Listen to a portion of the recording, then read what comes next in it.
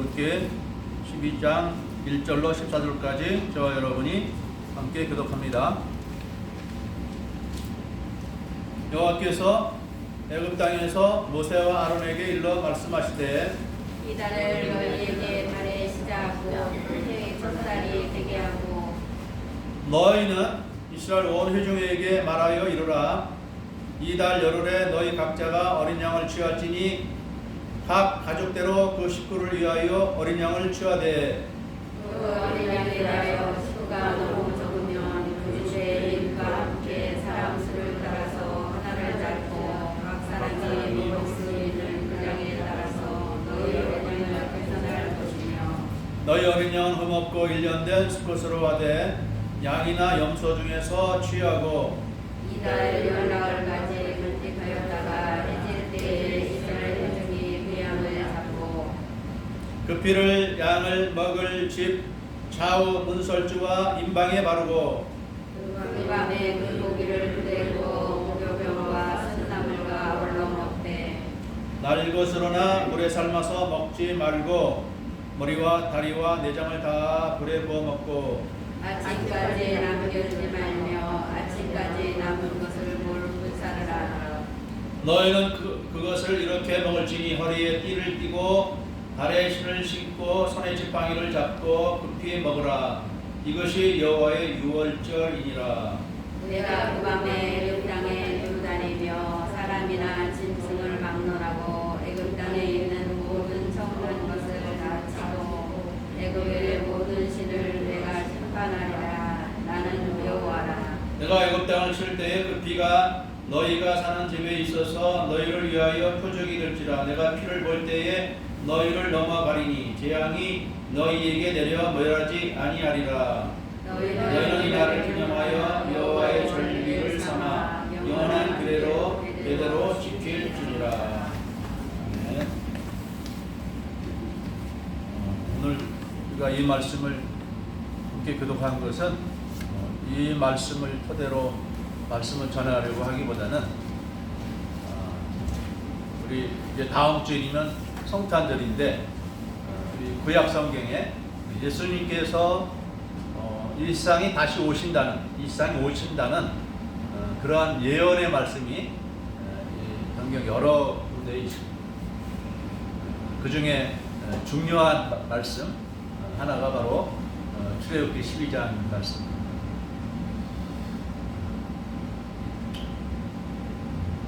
하나님이 우리 물론 하나님의 아들이라고 하지만 하나님의 아들도 하나님이죠. 우리 하나님이 이 세상에 사람으로 오시는데 그 일은 보통 일이 아니죠. 창조주가 피조물 그것도 한 여인에게서 아기로 태어나는 이 일은 그것은 아주 평범한 일이 아니죠. 물론 구약 때에 하나님이 사람의 모양으로 나타나신 적도 있어요.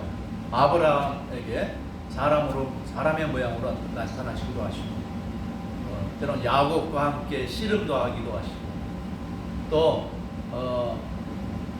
삼손의 아버지에게도 부모에게도 사람의 모양으로 이렇게 나타난 적이 있어요. 그러나 그렇게 사람의 모양으로 나타나시긴 하셨지만은 기적같이 사라지는 그런 형태의 육체로 오신 것이지 사람의 아기로 태어나서 이 세상에서 성장 과정을 거쳐서 성인이 되는 이러한 것은 아주 특별한 것이거든요. 그래서 하나님이 이 세상에 사람으로 오신다는 그런 예언적인 말씀이 여기저기 있는 것입니다. 특별히 우리 여기 아래에서 보시면 제가 이제 성경 말씀을 전했는데 아래 하나 내리세요. 자, 예수 그리스도의 오심의 예언들인데 첫째는 창세기 3장 15절에 나오는 말씀입니다. 그래서 보면은 내가 너로 여자와 원수가 되게 하고 내 후손도 여자와 원수가 되게 하리니 여자의 후손은 내 머리를 상하게 할 것이요 너는 그의 발꿈치를 상하게 할 것이니라 하시고. 이 말씀은 하나님이 뱀에게 하신 말씀입니다. 뱀에게. 근데 이 뱀은 어떤 뱀이냐? 사단에게 이끌리는 뱀입니다. 그래서 요한계시록 12장에서 보면은 옛 뱀, 곧 사탄이라고도 하고 마귀라고도 하는 자라 이렇게 나타나 있습니다. 뱀인데 이 사탄이 그 뱀 가운데에서 그를 주장해서 바로 우리 이 아담과 하와로 하여금 먹어서는 안 될, 먹으면 죽을 수밖에 없는 선악과를 먹게 했잖아요. 결국 이 뱀이라는 녀석, 그리고 사탄이 우리 인간에게 다가와서 꼬드겨서 자기처럼, 사탄도 원래는 하나님께 지음받은 선한 천사였죠. 죄가 없는 선한 천사였는데 교만해져서 자기가 하나님이 되려고 하나님으로부터 벗어난 것이죠. 그래서 아담에게 똑같이 말하는 거예요. 하나님께 이거 의존할 필요 없다. 하나님 먹지 말라는 그 선악과를 먹으면 너도 하나님처럼 지혜로워질 것이다. 하나님처럼 지혜로워지면 하나님께 간섭받지 않고 네 마음대로 살 수 있잖아. 그겁니다. 오늘 많은 사람들이 하나님 믿기 싫어하는 이유가 뭡니까? 물론 뭐 무지해서 그런 것도 있겠지만은 대부분의 사람들의 경우는 복음을 들으면서도 하나님이 있다, 하나님이 우리를 구원하러 예수님 보내셨다 이 말을 들으면서도 나 하나님께 간섭받기 싫어. 난 내 마음대로 살고 싶어. 당장 우리 일요일날 교회 나오는 것도 어떻게 보면 안 믿는 사람들에게 부담이잖아요. 왜냐면 이 주일날 일요일날에 막 잠을 막 늘어지게 잘 수도 있고, 그렇죠? 또 뭐 재미있는 놀이를 할 수도 있고, 산도 갈 수가 있고, 우리 놀러 갈 수도 있고. 그런데 이 주일날 교회 가서 따분하게 설교 듣고 헌금도 드리고 그렇게 할 필요가 뭐 있냐? 그리고 또 뭐 교회 다니면은 뭐 사람들 주변에서부터 착하게 살라는 그런 어떻게 보면 무언의 어감이 돌아오잖아요. 너 교회 다니는 사람이 왜 거짓말하냐? 교회 다니는 사람들 왜 욕하냐? 왜 화내냐? 막 그렇게 말하잖아요. 우리 교회 다니는 사람이라는 거 알면은 주변 사람들이 당장 그렇게 하잖아요. 그래서 기독교인이라는 것을 알리면은 사람들이 이렇게 뭐랄까, 너 기독교인이지? 그러면 자꾸 시험하려고 하는 그런 성향이 있어요. 우리의 선함을, 착함을 테스트하려고 막 무례하게 행동하기도 하고 막 그런 경우가 있단 말이죠. 다른 사람들한테 그렇게 못하면서 예수 믿는 사람 만만하게 보고. 왜? 우리 예수 믿는 사람들은 양이잖아요. 양에는 뿔이 없잖아요. 물론 뿔 있는 양도 있긴 있어요. 근데 아무튼 양은 받을 줄 모르는 그런 순한 양이라 이렇게 다른 짐승들이 함부로 하려는 경향이 있습니다.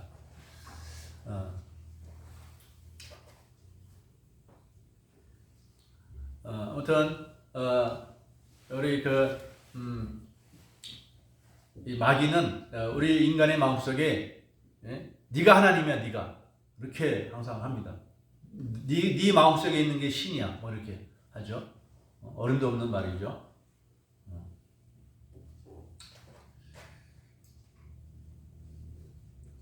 그래서 우리 인간의 죄와 불행의 뿌리는 바로 거기에 있는 것이죠. 우리가 우리 위치를 아는 가장 중요한 것이죠. 하나님이 계시고 우리는 하나님이 우리를 당신의 형상을 따라 가장 존귀하게 지으신, 가장 아름답고 지혜롭게 지어놓으신 최고의 피조물인 것입니다. 최고의 피조물이에요.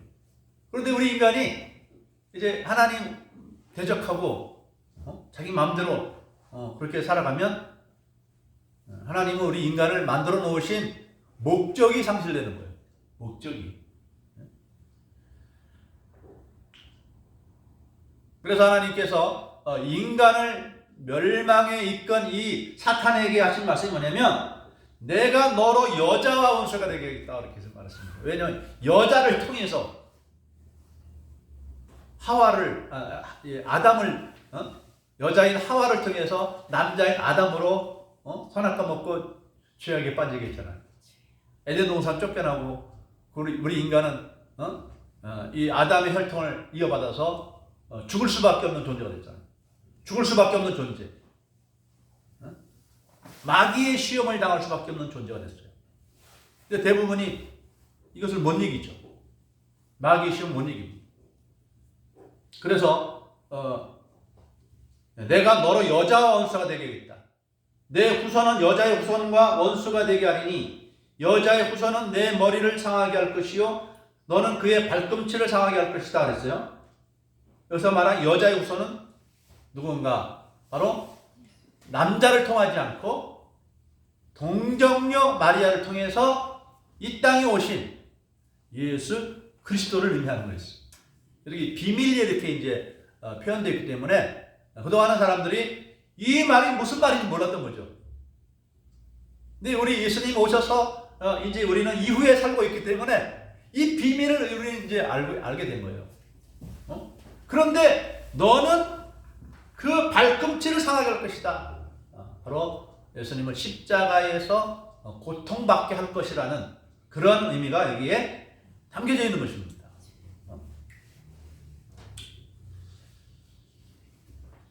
그리고 또 보면은 3장 창세기 3장 21절에서 보면은 이제 아담과 하와가 선악과를 먹은 다음에 자기들의 벌거벗은 것을 부끄럽게 여겼어요.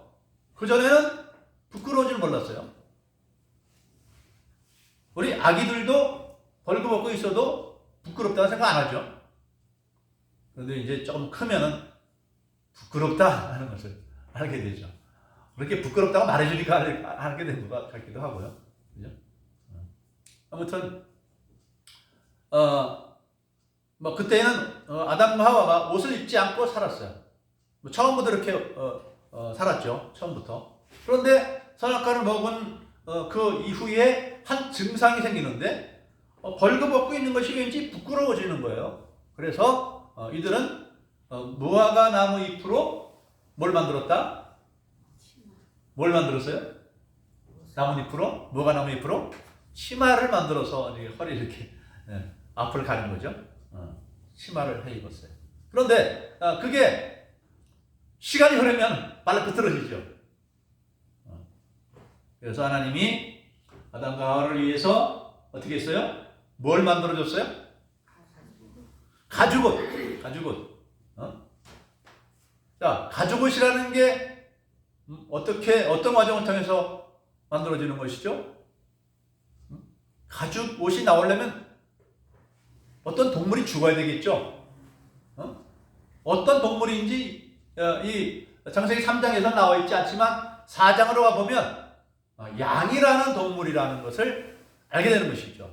아벨이 하나님께 제사를 드릴 때 양으로 양의 첫 새끼와 그 기름으로 하나님께 제사를 드렸다 하는 것을 알게 되는 것이죠. 그 가죽으로 벌거벗은 모습을 가려주는 것, 이것은 실질적인 것이기도 하지만 실질적으로 무화과 나무 잎으로 가린 것이 시간만 흐르면 바스러지고 부서지고 더 이상 자기 몸을 가릴 수가 없게 됐는데 가죽옷을 해 입게 되니까 이제는 그럴 필요가 없게 됐죠. 여기는 영적인 의미도 들어가는 것입니다. 바로 우리 인간의 그 죄로 말미암은 그 죄책과 그 죄의 형벌을 하나님께서 이제 한 제물의 희생으로 말미암아 그것을 덮어주고 가려주고 없애준다는 그런 영적인 의미가 있는 것이죠.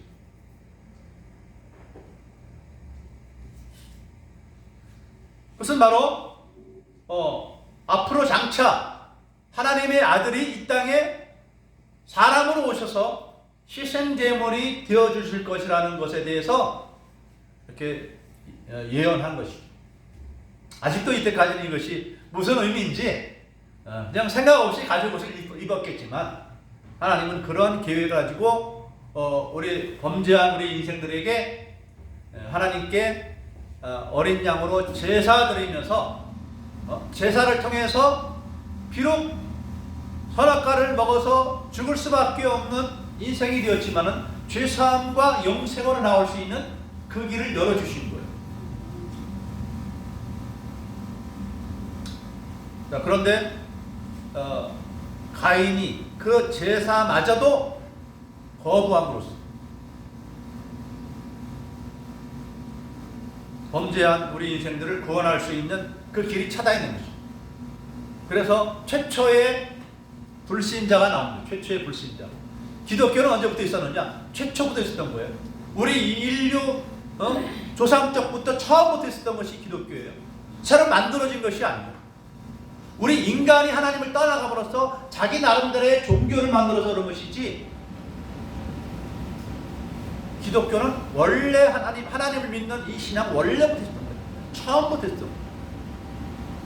그래서 우리 기독교는 수많은 종교들 중에 하나가 아니라, 인간이 이거라면, 하나님의 피조물들인 사람이라면 반드시 믿어야만 하는, 그래야만 죄사함과 영생을 얻고 이 세상의 모든 죄와 슬픔과 불행의 원인이 다 사라지는 것이죠. 우리가 신실하게 예수님 믿고 그 말씀대로 살기만 하면 죄가 사라지고 이 땅에 천국이 이루어지는 거예요. 그 사람들이 이것을 거부하기 때문에 안 돼요. 거부하기 싫다고 하기 때문에.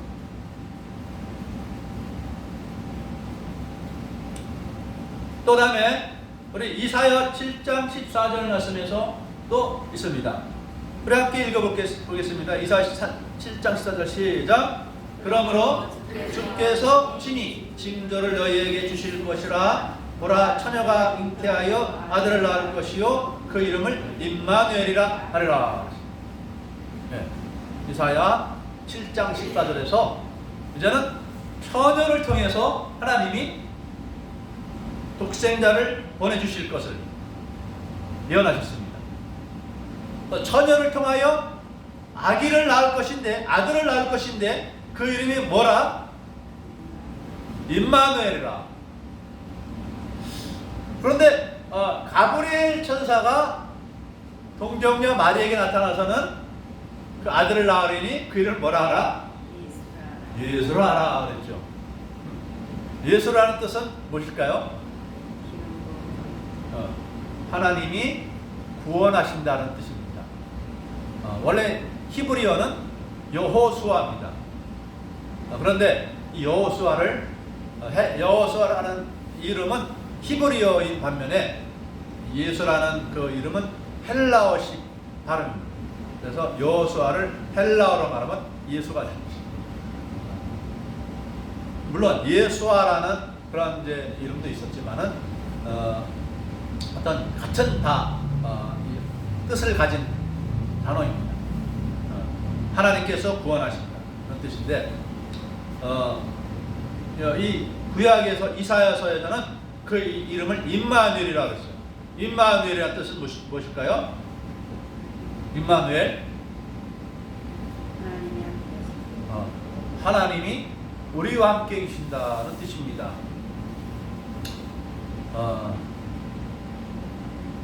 이 임마누라는 것은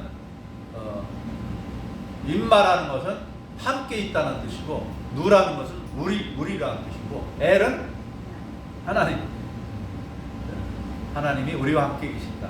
임마누엘. 우리는 욕할 때 임마 그러죠. 무슨 뜻인지 모르고 임마 그러는데, 이 히브리어는 함께 있다 이런 말이야. 임마, 너랑 함께 있는 거야. 누엘, 우리와 엘, 하나님. 이 말은 무슨 말입니까? 아기를 통해서 하나님이 이 세상에 오신다는 말이에요. 왜 오셔요? 구원하러 오십니다.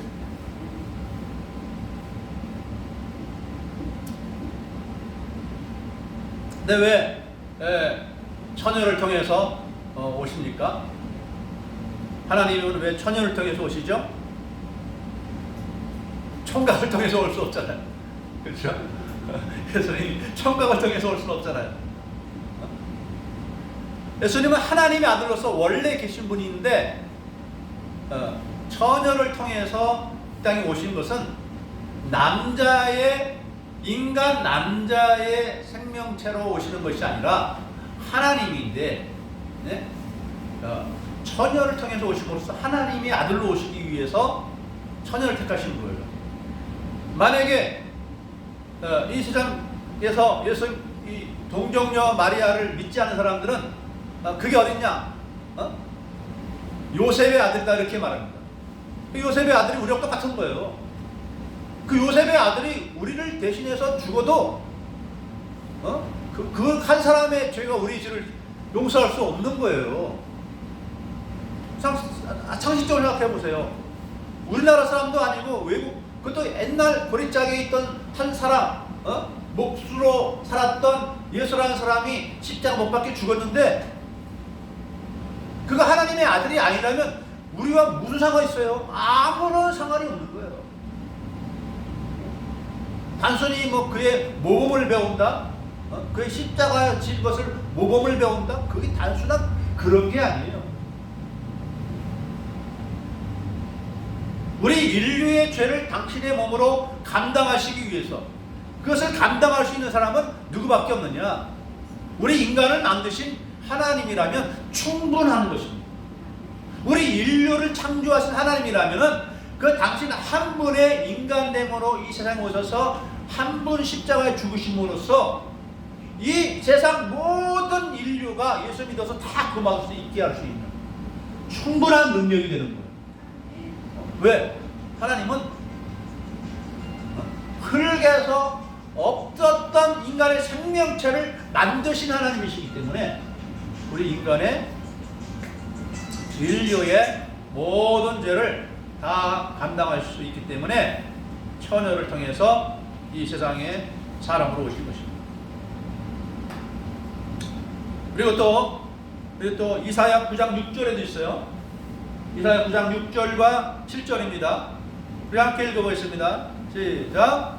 이는 한 아기가 우리에게 낳고 한 아들을 우리에게 주신 바 되었는데 그의 어깨에는 정사를 메었고 그의 이름은 기묘자라 모사라 전능하신 하나님이라 영존하시는 아버지라 평강의 왕이라 할 것임이라. 그 정사와 평강의 더함이 무궁하며 또 다윗의 왕자와 그의 나라를 굳게 세우고 지금 이후로 영원히 정의와 공의로 그것을 보존하실 것이라. 만군의 여호와의 열심히 이를 이루시리라. 네. 앞에서 말한 이사야 7장 14절보다 더 분명하게, 더 확실하게 하나님이 예언해 주셨어요. 한 아기가 태어났는데 그 아기가 누구라고요? 그의 이름이 기묘자. 하여튼 우리 인간의 상식으로는 이해하기 어려운 그런 아주 존재라는 뜻이죠. 기묘자라는 뜻은 모사라. 모사는 뭐하는 사람이죠? 원래 왕의 비서관, 오늘날로 말하면 대통령 비서관들입니다. 지혜를 제공해주는 사람들. 하나님은, 예수님은 지혜로운 분이라는 뜻이에요. 모사라. 또 그 다음에 뭐랍니까? 전능하신 하나님이라 그랬어요. 하나님이라. 한 아기가 태어났는데 전능하신 하나님이라. 이런 존재가 이 세상에 예수님 외에 누가 있어요? 그래서 예수님이 하나님의 아들이라고 당신이 하나님이라는 것을 증거하시기 위해서 이 땅에 오셔서 수많은 이적을 행하셨죠. 인간들은 도저히 행할 수 없는 이적들, 말씀 한마디로 병자를 고치고 죽은 사람을 살려내는 이런 무수한 이적들을 행했습니다. 어떤 존재가 이런 일을 행했습니까? 어떤 예수님 말고 누가 이런 일을 행했습니까? 부처가 이런 일을 행했습니까? 부처는 사람 살린 적이 없어요. 병든 사람 고친 적도 없어요. 예수는 죽은 사람을 살렸어요. 죽어서 그 시신이 썩어서 냄새가 나는 자를 살렸어요. 그리고 당신 자신도 스스로 부활하셨어요. 십자가에 죽으신 것으로 끝나신 예수님이 아니라 사흘 만에 부활하신 것입니다.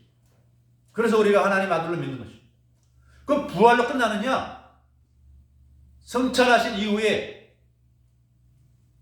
예루살렘 마가의 다락방에서 하나님께 기도하던 120명의 성도들이 성령을 받았는데 그들이 다 한결같이 방언을 말하더라. 외국어를 말하더라. 그리고 사도들에게는 예수님이 행하던 것 같은 이적이 사도들을 통해서 일어납니다.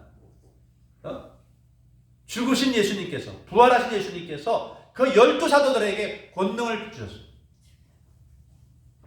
빌립 집사에게도 그런 권능을 주셨고, 스데반 집사에게도 권능을 주셨고, 또 사도 바울에게도 그런 권능을 주셨어요. 또 그런 권능을 오늘날에도 예수 믿는 사람들이 경험하면서 합니다. 저는 성령을 경험했습니다. 우울증에서, 심각한 우울증에서 고통스러워할 때, 하나님께 기도할 때에 하나님께서 제 심령에 그 어둠의 세력을 몰아내시고 마음에 말할 수 없는 평강을 주셨어요. 지각에 뛰어난 평강. 이 세상은 줄 수 없는 평안. 그 심령의 평안함이 그때 이후로 지금까지 계속되고 있습니다. 저는 이것을 빼앗기지 않기 위해서 늘 힘써 기도합니다. 왜?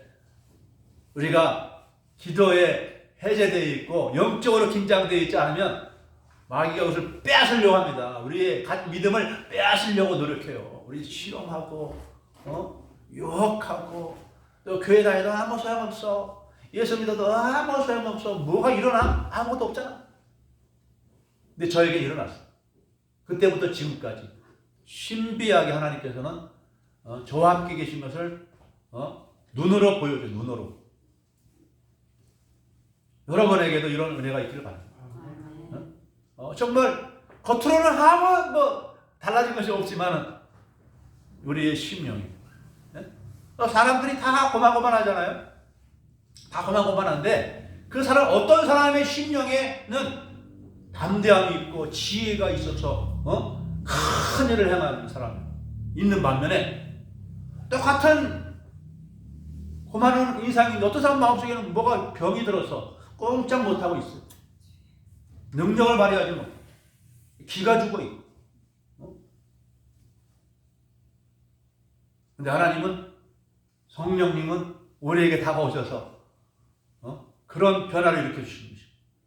마음의 불안과 두려움과 공포가 사라지고 구원의 확신이 생기고 하나님 나와 함께 계시다는 이 믿음이 우리에게 주어지고 그래서 세상을 담대하게 살아갈 수 있는 능력이 주어지는 것입니다. 또 우리가 오늘 본문에 읽은 말씀에도 보면 이스라엘에 하나님께서 유월절 제도를 만들어놨는데 유월절이라는 것이 뭔가? 우리 이단인 하나님의 교회 안상홍 증인의 저희 KBS 옛날 그 장소를 갖다 지금 차지하고 있는 하나님의 교회라고 하는 그런 이단이 있는데 이 이단은 유월절을 강조합니다. 유월절. 유월절. 그런데 예수님은 유월절 날에 뭐 하셨습니까? 이 유월절이 원래 무슨 날입니까?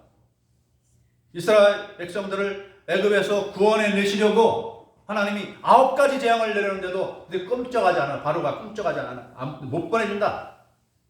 최후로 하나님이 경고하신 게 뭡니까?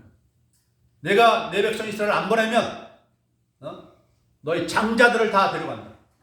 장자의 생명을 데려갈 것이다.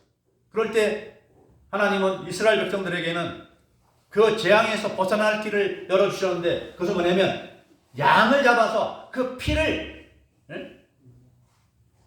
어디에 바릅니까? 임방과 설주에 바르라 그랬습니다. 그 기둥과 그 위에다 이렇게 어린 양의 피를 바르라 그랬어요. 그래서 그 피를 볼 때에 내가 너희를 넘어가리니 그랬어요.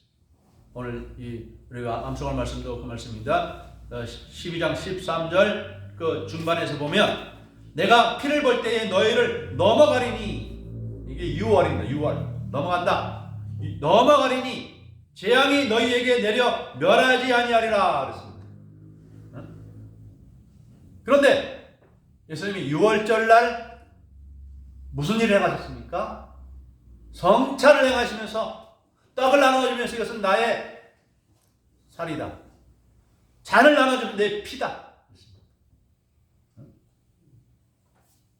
그래서 예수 믿는 자에게는 그 피의 권세가 우리에게 주어져서 우리는 이제 더 이상 멸망의 대상이 아니라 심판의 대상이 아니라 우리의 모든 죄가 다 사함을 받는 것입니다.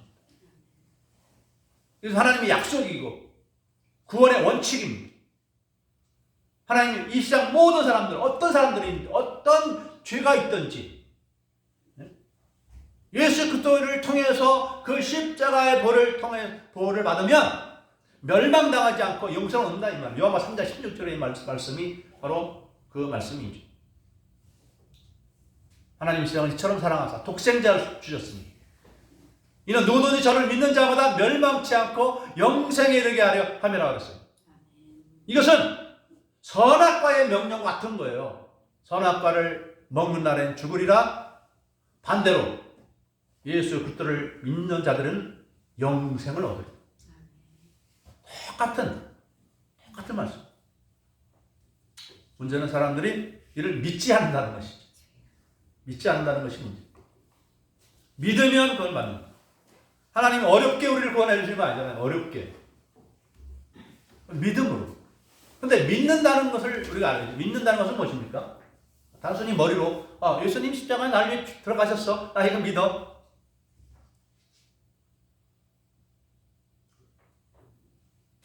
믿는다는 것은 믿기 때문에 이제는 내 선입관, 내 상식, 이걸 다 버리고 주님께서 가르쳐 주신 그 진리의 말씀대로 이제는 완전히 새로워진 삶을 살아가는 거예요.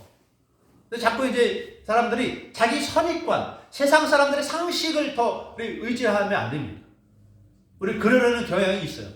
세상 사람들의 상식이 하나님 말씀보다 더 우선하는 그런 경향이 있어요. 그러면 우리에게 이 믿음이라는 게 안 생기는 것입니다. 믿음이라는 것은 이제는 하나님이 계시고 하나님께서 우리에게 영생을 주시기 위해서 말씀을 주셨는데 그 말씀을 분별하고 믿고 따라가는 것이 이것이 영생인 거예요. 그래서 분명히 우리 하나님의 백성들에게는 십계명과 세계명이 주어졌는데 우상 숭배하지 말라고 했잖아요. 어떤 사람들 굳이 우상 숭배하겠다는 거예요. 굳이. 그것이 기독교 안에도 있고 어느 종파 안에는 그것이 아주 굉장히 심하죠. 그래서 십계명 가운데 우상을 만들지 말라, 섬기지 말라, 절하지 말라 분명히 있는데 이 계명을 빼버렸어요. 십계명에서 빼버렸어요. 어느 종파가 그래요. 절대로 우리는 것이 바르지 못합니다. 그래서 우리는 개신교가 된 것입니다. 개신교가 올바른 신앙입니다.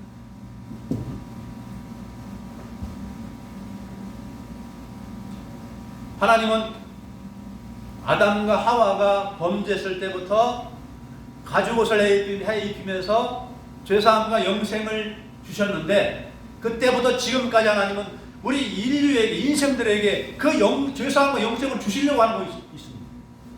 사람들이 이것을 믿지를 않으니까 수용하지 않으니까 여전히 죄 가운데 살아가는 것입니다. 우리는 오늘날 코로나와 또 우리 이 우크라이나 러시아의 전쟁으로 말미암아 이 에너지 문제로 말미암아 고통받고 있죠. 우리는 왜 이 세상이 이렇게 힘들고 어려운가? 사람들은 안 어려우면 하나님 찾지를 않습니다. 너무 잘 나가면 교만해져서 하나님 없이도 잘 되는 줄 알고 이런 고난과 역경을 주신 이유가 무엇인가? 하나님이 아니면 우리 살 수 없다는 것을 우리에게 알려주신 것입니다.